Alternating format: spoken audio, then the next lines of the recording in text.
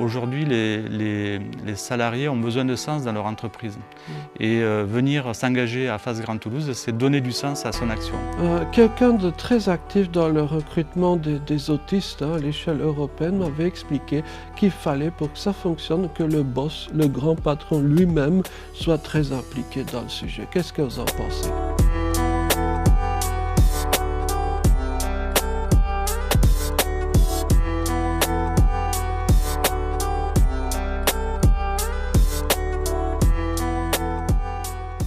Bonjour à tout le monde et bienvenue dans cette nouvelle rencontre Human Diversity, un cycle de rencontres qui permet de découvrir, de s'émerveiller devant toute la pluralité de l'être humain.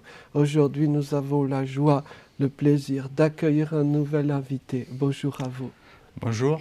Et qui êtes-vous ? Alors, je m'appelle Thierry Coste, je suis directeur de Face Grand Toulouse. Face Grand Toulouse, c'est une association qui fonctionne sous une forme de club d'entreprise. Face, ça veut dire Fondation Agir contre l'exclusion. Oui. On est sur le territoire toulousain notamment, et notre rôle, c'est de permettre aux entreprises de s'engager sur des actions concrètes d'inclusion auprès de demandeurs d'emploi, de scolaires.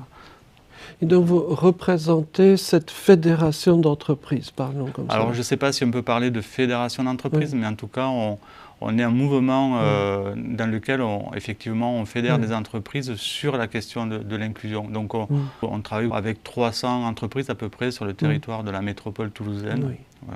Voilà. Ce qui est considérable, 300. Alors je ne sais pas si c'est considérable, mais en tout cas c'est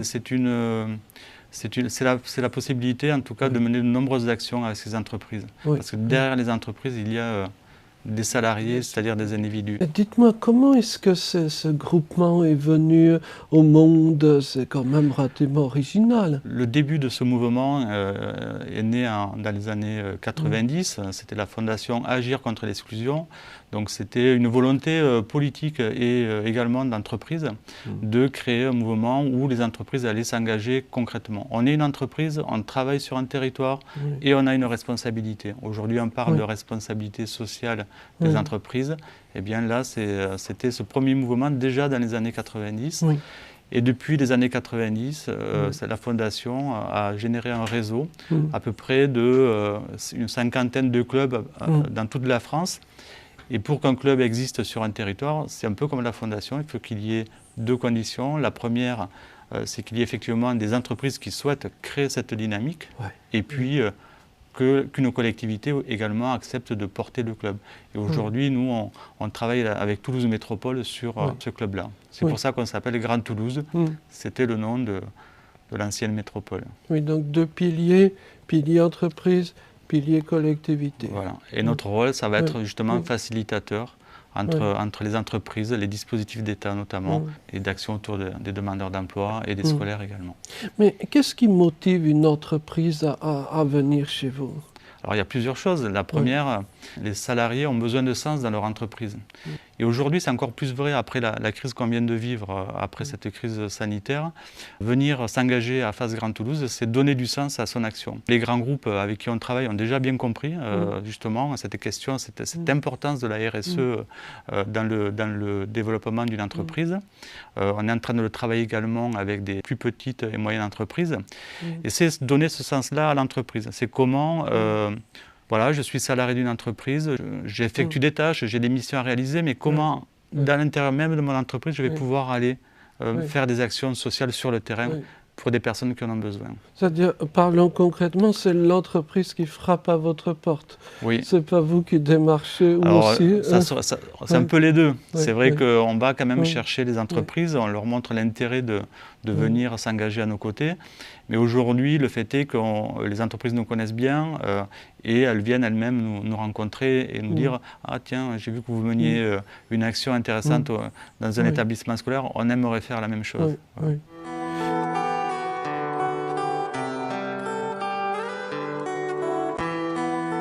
Et donc le tout s'articule autour d'actions concrètes justement. Si par exemple je suis une entreprise, j'arrive chez vous, je dois mener quelque chose de concret sur la table. Oui, alors nous on est vraiment, on parle de RSE, responsabilité sociale des entreprises concrètes. C'est-à-dire qu'on est là vraiment pour mener des actions. Par exemple, si vous voulez vous engager auprès de demandeurs d'emploi, vous pouvez être mentor, vous pouvez être parrain, marraine, vous pouvez travailler sur des ateliers collectifs auprès de ces demandeurs d'emploi, donner votre vision de l'entreprise, parce que c'est ça qui est intéressant aussi, c'est de pouvoir dire à quelqu'un qui recherche un emploi, lui dire, vous voyez, votre posture, votre CV, il faudrait peut-être le travailler de cette façon, d'une autre façon, etc.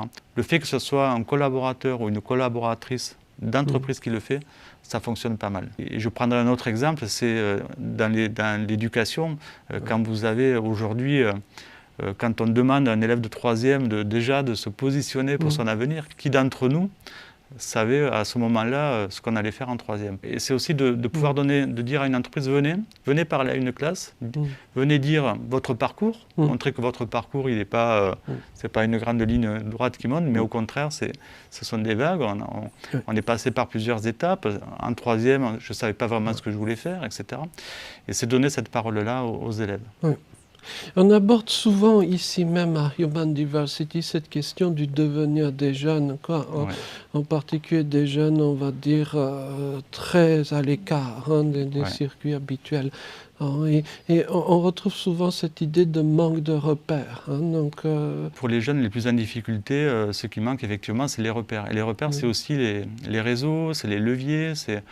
Pour certains milieux, on a déjà sa famille qui est très implantée, qui travaille dans une grande entreprise, dont les réseaux sont établis.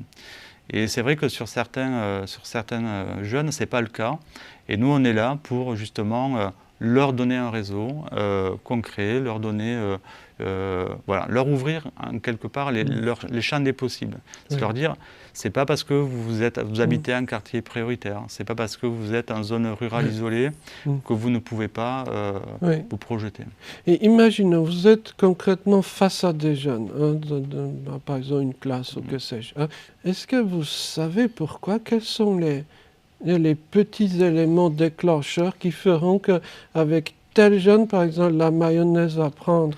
Je pense qu'en fait, c'est aussi des rencontres. C'est-à-dire il y a des feelings aussi qui passent entre les individus. Quand un collaborateur va venir dans une classe, va parler de son métier, eh bien peut-être à 1 ou 2 élèves, il va dire « Ah ben oui, ce secteur d'activité-là, je n'avais pas pensé à aller vers ce secteur-là et ça m'intéresserait de voir comment ça se passe, d'aller visiter l'entreprise, etc. » Et si ça marche sur 1 ou 2 élèves, ben pour nous, le pari, il est gagné.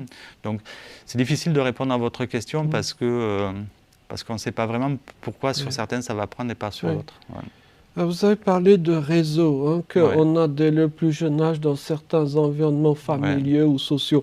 C'est parfaitement exact. Mais je pense qu'il y a aussi un deuxième élément, c'est d'avoir une petite idée des métiers, de tel ou tel métier.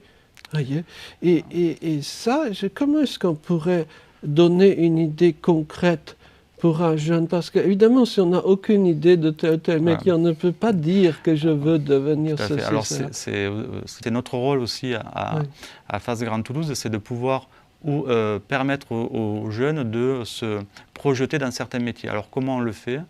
D'une part, on a des professionnels qui viennent parler de leur métier, mais on a aussi des entreprises qui nous ouvrent leur entreprise. C'est-à-dire qu'on va organiser des visites d'entreprise. On va faire des rencontres pour des stages de 3e, par exemple, organiser un objectif dans une entreprise lors de ces stages-là. Donc il y a plusieurs outils comme ça qui peuvent être mobilisés. Mais c'est d'aller, vous avez raison, il faut aller directement dans l'entreprise, voir les métiers, et en fait donner cette idée aux jeunes, c'est important. Alors, dans le petit monde du handicap, on a un concept, initialement c'est venu d'Irlande, ça s'appelait Job Shadow. En France, ça s'appelle Duo Day. L'idée, ce principe, vous la connaissez. La personne, le jeune, passe une journée dans les pas, dans l'ombre, d'où justement le terme Job Shadow, d'un professionnel, avec une embauche parfois à la clé. Hors champ du handicap, qu'est-ce que ça vous inspire, ce type de... Ça nous inspire beaucoup de choses, puisque je pense que c'est un vrai levier. Au niveau du Duo D, ça marche très bien. On le pratique nous-mêmes et on le promeut aussi auprès de nos entreprises. Et également, c'est des choses qu'on arrive à faire, qu'on a déjà tenté de faire avec des jeunes demandeurs d'emploi et également des jeunes scolarisés. C'est-à-dire vraiment passer une journée avec quelqu'un dans une entreprise. Et ça, on le fait régulièrement et effectivement, ça marche bien. Parce que lors de cette journée, il se passe des choses. Il y a des liens qui se font, il y a des rencontres. Et puis, ça ne s'arrête pas une journée. Le contact, une fois qu'il est établi, c'est aussi de continuer, de poursuivre la relation. Oui.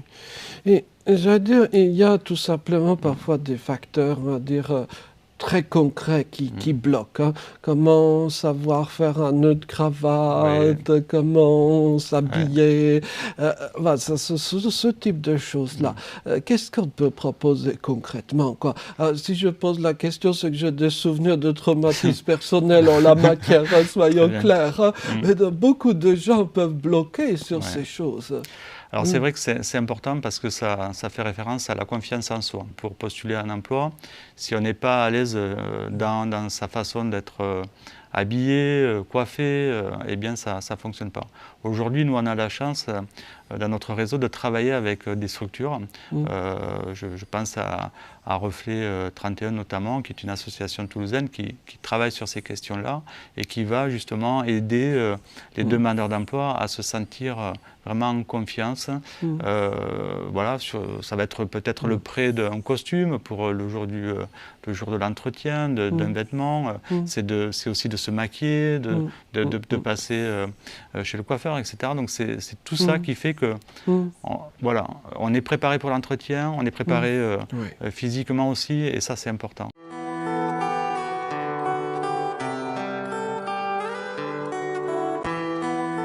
Se préparer, découvrir, apprendre, beaucoup de choses que l'on demande aux candidats, aux futurs collaborateurs. Parlons maintenant côté entreprise. Hein. Qu'est-ce qu'une entreprise peut faire? Alors, il y a un sujet qui revient souvent dans l'actualité, c'est de repenser le processus d'embauche. Est-ce que vous avez des expériences concrètes? Parce que quand même, vous avez un réseau considérable, 300 entreprises. Bon, je comprends votre humilité, mais c'est un chiffre très impressionnant. Alors, on est dans une période aussi où certains secteurs d'activité peinent à trouver des nouveaux talents. Donc on a essayé avec les entreprises aussi d'innover un peu. On a mené récemment avec le Stade de Toulousain notamment une opération de job dating où la particularité c'était que les demandeurs d'emploi et les entreprises se rencontrent de façon différente au travers du sport. C'est-à-dire qu'on a organisé une journée de job dating dans lequel le matin était consacré à des rencontres sportives où on ne savait pas vraiment qui était demandeur d'emploi, qui était chef d'entreprise.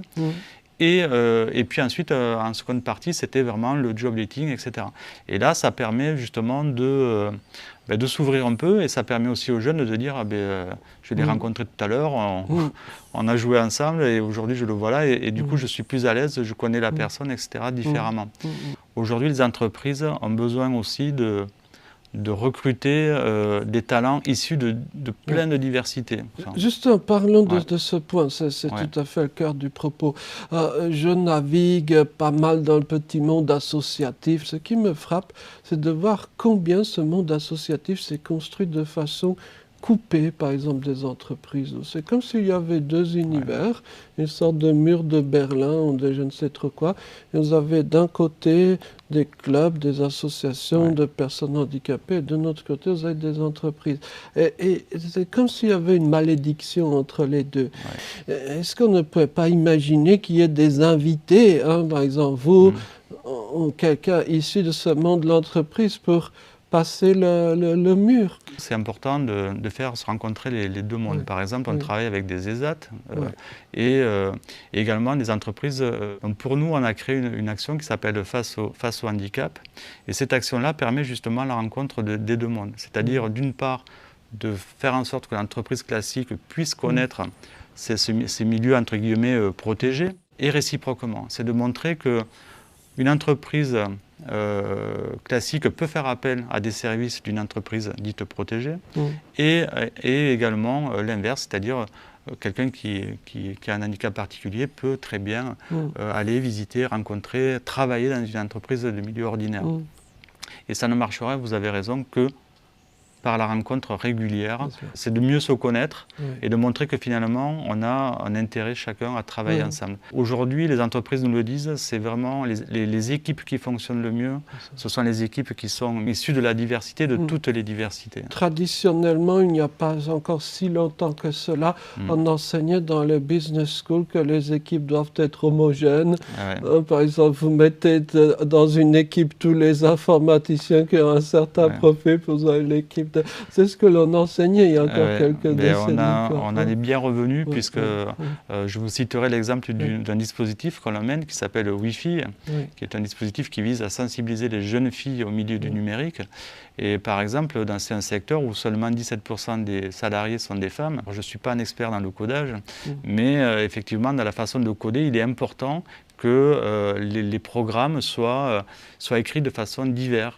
Être mixte, avoir autant de femmes que de garçons, etc. Donc c'est un sujet très important et c'est le vivre ensemble aussi. C'est-à-dire que si on retrouve la mixité dans l'entreprise, ça veut dire que notre société aussi, elle est diverse.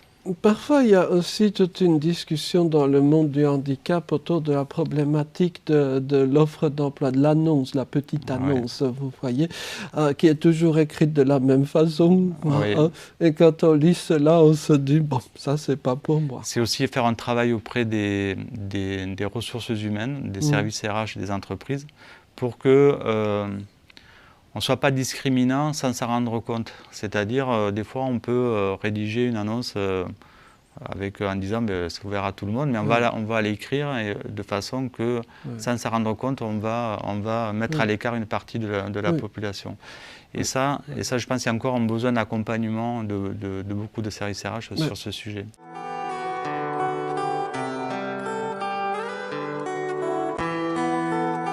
Quelqu'un de très actif dans le recrutement des autistes à l'échelle européenne m'avait expliqué qu'il fallait, pour que ça fonctionne, que le boss, le grand patron lui-même, soit très impliqué dans le sujet. Qu'est-ce que vous en pensez? Alors je pense que ça va dépendre effectivement de l'entreprise. Il y a des entreprises d'insertion, par exemple, sur lesquelles ces questions-là sont naturelles. Après, dans d'autres secteurs d'activité, effectivement, ça peut être un sujet. Nous, on mène un dispositif, le dispositif Inclutisme, et qui vise justement à sensibiliser les entreprises, les responsables d'entreprises à l'accueil de personnes souffrant du spectre autistique. Et c'est surtout leur montrer comment on peut accueillir, accompagner ces personnes-là pour qu'elles puissent travailler dans de bonnes conditions dans l'entreprise et de montrer l'atout que ça va être pour l'entreprise.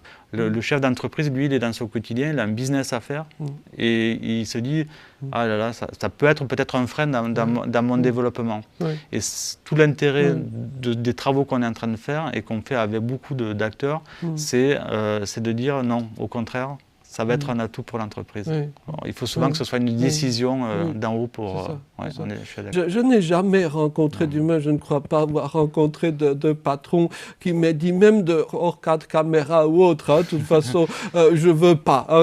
Personne n'a dit. Par contre, le blocage, il est à un autre niveau. C'est qu'ils ne savent pas comment faire. Tous me disent, je veux embaucher. Tous me disent ça, mais concrètement, qu'est-ce que je fais et donc là, on a une action de déblocage. Encore une fois, le seul choix que doit faire l'entreprise, c'est le choix de la compétence. J'ai quelqu'un de compétent, qui a des savoir-faire, et je le recrute parce que je sais qu'il y aura cette compétence-là. Après, je le recrute, il a un handicap, c'est comment je fais pour faciliter son intégration dans l'entreprise. Mais finalement, comme tout le monde, aujourd'hui, quand on accueille un collaborateur, quel qu'il soit, moi je suis directeur d'une association, quand j'accueille un collaborateur, j'essaye de faire en sorte qu'il soit accueilli dans les meilleures conditions. Quel que soit et si je me rends compte qu'il y a une problématique, c'est comment je peux faire pour l'aider. Si on n'a pas sensibilisé le dirigeant d'entreprise à ces questions-là, il peut ne pas connaître ces dispositifs-là et avoir peur de ça. Parce qu'effectivement, moi, je n'ai jamais rencontré une entreprise qui m'a dit non, il est hors de question que je prenne quelqu'un qui a un handicap. Ça, je ne l'ai jamais entendu. Justement, dans le monde du handicap, on a le dispositif d'emploi accompagné qui est plus ou moins déployé, mais j'ai presque envie de créer un dispositif employeur accompagné, non? Oui, on pourrait jouer sur les mots. Mais ça serait une bonne tournure, effectivement, parce que c'est d'accompagner les employeurs, effectivement. Et le salarié a besoin d'être accompagné dans sa prise de poste comme tout salarié, et l'employeur également pour accueillir dans de bonnes conditions. Vous l'avez souligné, le milieu scolaire a fait des progrès en matière d'ouverture, de position par rapport aux entreprises. Je ne le nie pas, mais soyons honnêtes, il y a encore un sacré boulot à mener. On est dans une société aussi où on oppose tout, en fait. On s'oppose souvent l'un contre l'autre, le public, le privé, etc. Je pense qu'en fait, il faut avoir une vision de la société, de vivre ensemble et de faire en sorte de se dire mais comment on va se faire se vivre ensemble. L'entreprise, si elle veut venir dans l'éducation pour recruter, c'est pour préparer l'avenir, son avenir à elle, à l'entreprise, c'est sûr, mais aussi l'avenir des jeunes, etc.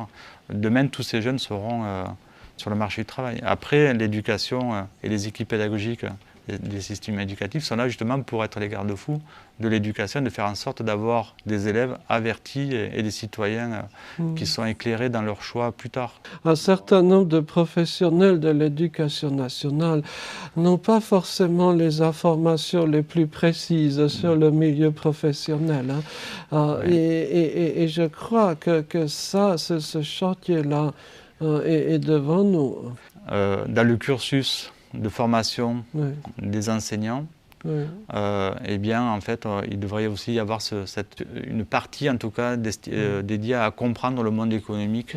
On travaille avec les équipes pédagogiques sur comment préparer la venue d'un stagiaire au troisième dans une entreprise.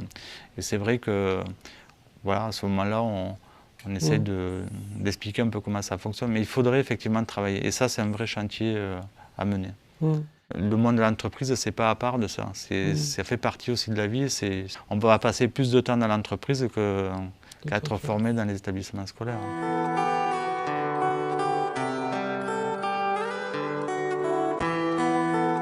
Il y a le cas des très jeunes, mais il y a aussi le cas des gens qui, autour de 40-50 ans, subissent un certain nombre d'effets de déclassement et se retrouvent totalement hors circuit, parfois dans des conditions absolument déplorables. Effectivement, on parle beaucoup de l'emploi, du taux de chômage des jeunes, de l'emploi des jeunes, etc. Et aujourd'hui, il y a aussi un phénomène de l'emploi des seniors. Et bien effectivement, quand on est dans cette tranche d'âge-là et qu'on perd son travail, on retrouve les mêmes difficultés qu'on va avoir quand on a 18 ou 20 ans où on va rechercher un emploi. On reçoit à face des personnes qui ont eu des fois des carrières incroyables, qui ont managé des équipes dans des grands groupes, etc. Et pour une raison ou une autre, une histoire familiale, une problématique économique de l'entreprise, etc., va se retrouver en tant que demandeur d'emploi. Et là, la personne ne sait plus comment faire. C'est-à-dire on ne sait plus utiliser les réseaux sociaux pour rechercher un emploi, on ne sait plus à qui s'adresser, comment marche Pôle emploi. On a eu des personnes cadres qui avaient des très bons profils et qui se sont retrouvés comme ça dans ces situations. Et nous, on essaye d'être à un moment donné sur cette partie-là pour accompagner ces demandeurs. Et on a la chance, nous, on travaille ce sujet-là avec la métropole toulousaine sur le sujet de l'inclusion des seniors.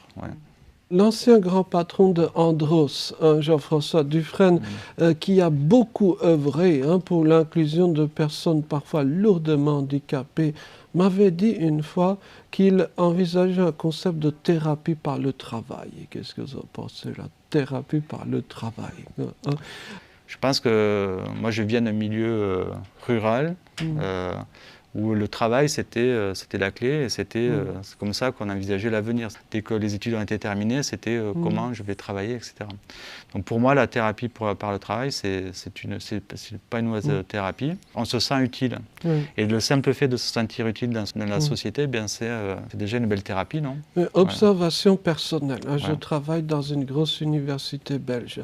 Et donc, il y a un certain budget et beaucoup d'étudiants qui vont mal. Par exemple, sur le plan psychologique. Mais comme vous le savez, l'un entraîne l'autre. C'est quand vous allez mal, vous avez des problèmes de logement et puis ça se dégrade. Donc avec le budget qu'il y en a, on peut par exemple proposer des séances de psychologue à l'étudiant ou alors embaucher l'étudiant pour des tâches concrètes. Je crois avoir observé, avec tout le respect dû aux amis psychologues, que parfois embaucher la personne, c'était bien plus efficace et peut-être même moins cher. Alors, bon, c'est un peu taquin ce que je dis. Vous savez, je pense que pour se sentir bien, en fait, il faut se sentir en interaction avec les autres. Et le travail le permet. Et ça, c'est vrai que ça peut aider pas mal. Après, il y a peut-être certaines pathologies qui pourront se régler que par l'intermédiaire d'un psychologue. Même si ce n'est pas le travail, vous intervenez pour une association à titre bénévole, vous allez mener des actions, etc.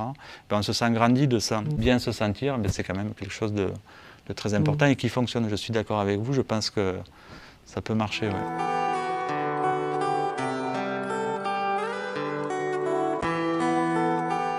Alors, il y a un point dont on n'a, je crois, pas encore parlé. Hein. Il y a un certain nombre de personnes assez connues dans le monde du handicap qui, pour une raison ou pour une autre, n'ont pas le tempérament salarié, quoi, hein, mais qui pourraient ouvrir leur activité indépendante ou devenir leur propre boss, quoi, hein. Qu'est-ce qu'on peut concrètement proposer à des personnes de ce profil-là, quoi? Je pense qu'on peut leur proposer déjà de travailler leur projet avec eux, parce qu'il y a un projet qui les intéresse. Et puis, on a aussi là quelques acteurs qualifiés sur le territoire qui peuvent les accompagner à formaliser une création d'entreprise. La création d'entreprise, c'est comme l'emploi, c'est pas destiné qu'à ceux qui ne sont pas... C'est destiné à tout le monde peut se projeter. Un projet, en fait, c'est une série d'étapes qu'on franchit, on va rencontrer des problèmes, etc. Mais il faut les lever.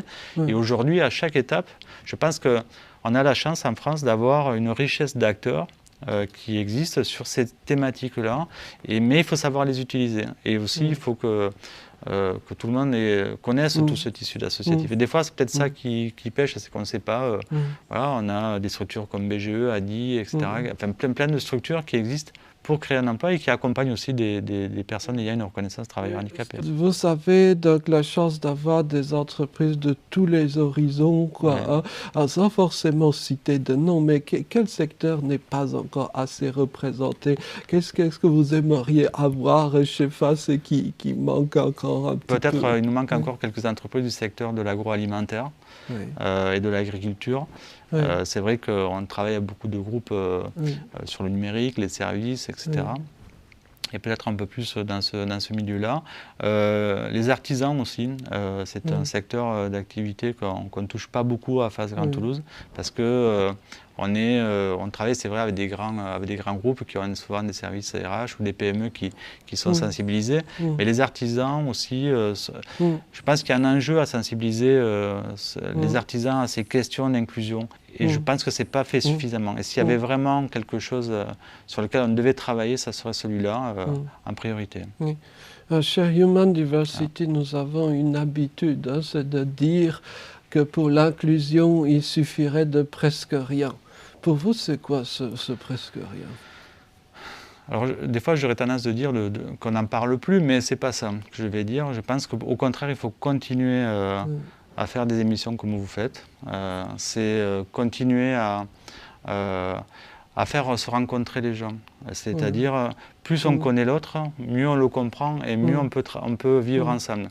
Et aujourd'hui, c'est ça. C'est surtout mieux se rencontrer et créer les conditions pour se rencontrer. En toutes ces années d'action, vous avez dû vivre des moments extraordinaires. S'il n'y avait qu'une seule belle histoire à partager avec nous, laquelle ce serait? Je prendrai l'exemple d'une personne c'est un migrant en fait, qui est venu s'installer sur Toulouse. Et vous comprenez, déjà rien que pour arriver sur Toulouse, c'était pas simple. Et cette personne-là avait un niveau dans son pays d'origine très élevé. Elle est venue frapper à notre porte et on l'a mis en relation avec une entreprise. Donc là, il y a eu un mentorat qui a été mis en place et ça a fonctionné. Hein. Cette personne, elle a intégré l'entreprise et aujourd'hui, elle fait partie entière de l'entreprise. Et moi, ce que je retiendrai, c'est le visage que j'ai rencontré au début quand j'ai rencontré cette personne-là, qui était très fermée. Et aujourd'hui, quand je la vois dans des événements qu'on peut faire, où là, au contraire, c'est une autre personne. Encore une fois, ça rejoint ce que je disais tout à l'heure, il faut arrêter d'opposer les choses les unes aux autres, mais au contraire créer les conditions de faire en sorte qu'on peut travailler, vivre ensemble. Et ça, pour moi, c'est l'essentiel. Oui, oui, oui. Merci beaucoup. Avec Merci plaisir. d'avoir partagé avec nous cette richesse d'expérience et puis aussi cet espoir d'une société plus inclusive à l'avenir. Merci. Merci à vous de m'avoir invité. Au revoir. Au revoir.